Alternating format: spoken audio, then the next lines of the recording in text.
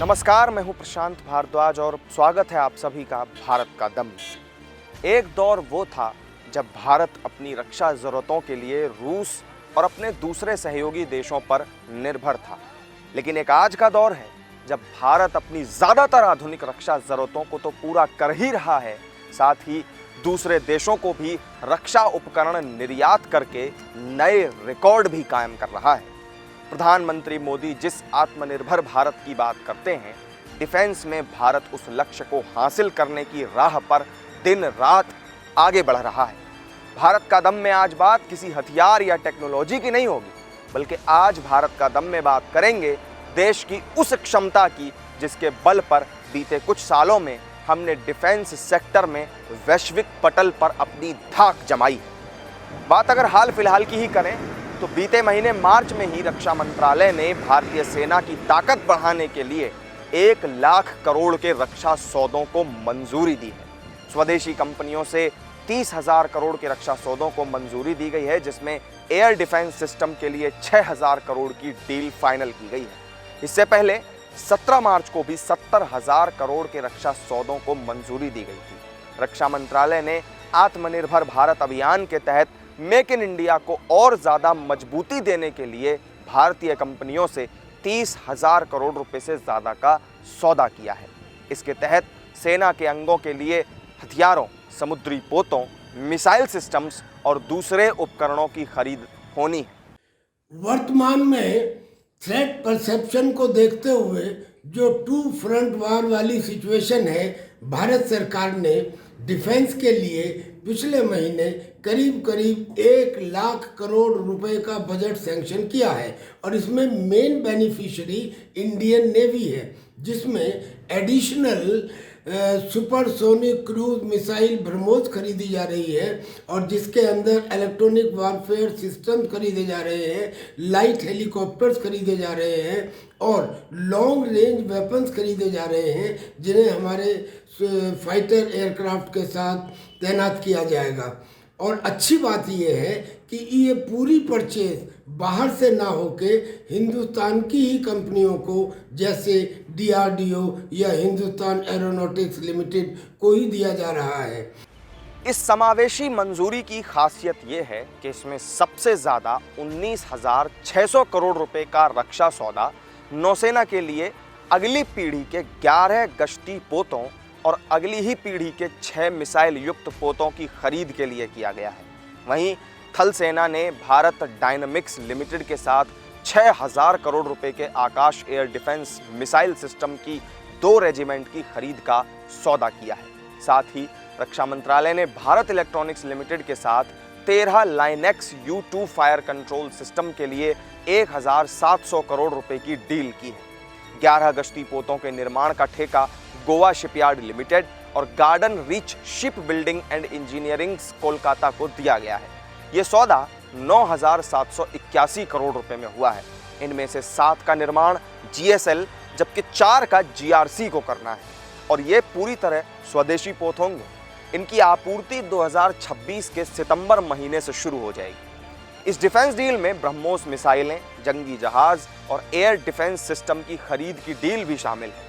भारत की इस खास तैयारी को देखकर जाहिर तौर पर दुश्मन देश सीमा पर हमारी तरफ आंख उठाकर नहीं देख पाएगा। इस डील से जल, थल और नभ तीनों ही मोर्चों पर भारत की सुरक्षा और ज़्यादा मजबूत होगी, साथ ही आत्मनिर्भर भारत की मुहिम को भी बढ़ावा मिलेगा। आज से पहले 1 पैसे का भी कोई सामान डिफेंस उपकरण हिंदुस्तान में नहीं बनता था, लेकिन पिछले साल करीब 16,000 करोड़ रुपए के डिफेंस इक्विपमेंट, जिसमें तेजस एयरक्राफ्ट भी शामिल है और जिसमें सुपरसोनिक ब्रह्मोस मिसाइल भी शामिल है, ये दूसरे देशों को बेची गई हैं।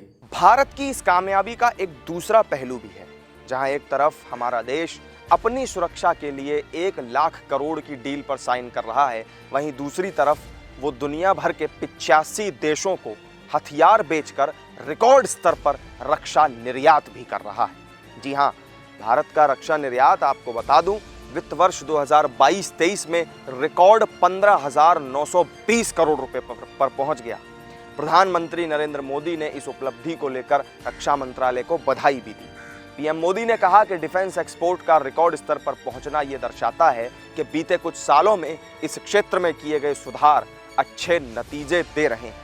रक्षा मंत्री राजनाथ सिंह ने बताया कि देश का रक्षा निर्यात वित्त वर्ष 2022-23 में 15,920 करोड़ रुपए पर पहुंच गया, जो अभी तक का सर्वाधिक है।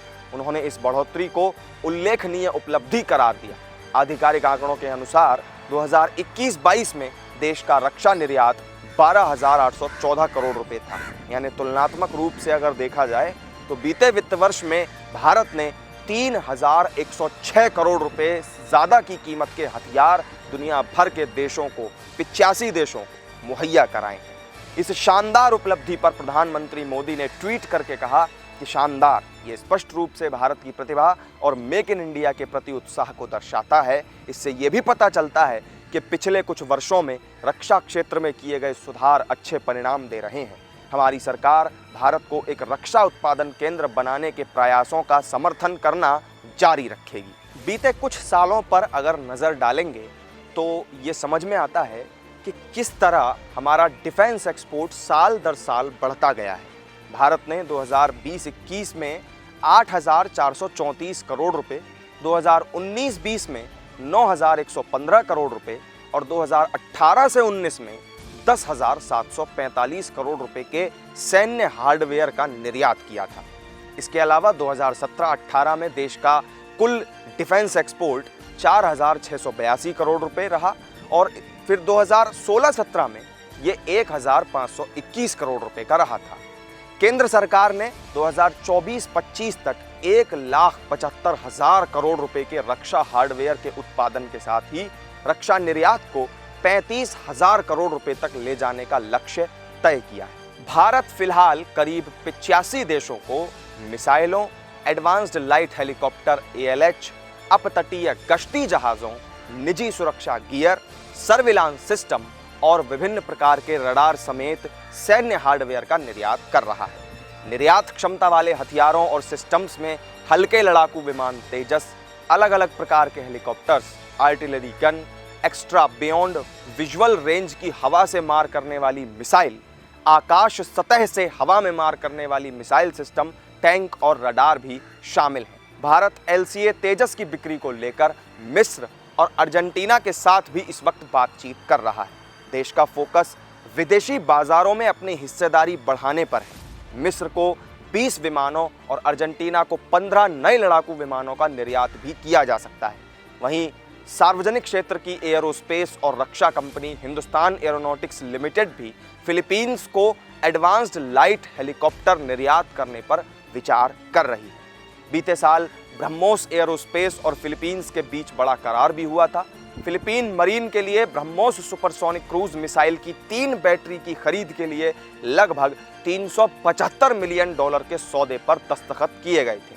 साथ ही कल्याणी स्ट्रेटेजिक सिस्टम्स लिमिटेड ने 155 मिलीमीटर आर्टिलरी गन की सप्लाई के लिए $155.5 मिलियन का निर्यात ऑर्डर भी लिया है। डिफेंस एक्सपोर्ट के मामले में अमेरिका दुनिया भर में सबसे आगे है, ये बात आप भी जानते हैं, लेकिन भारत के कदम भी तेजी से इस दिशा में अब आगे बढ़ रहे हैं।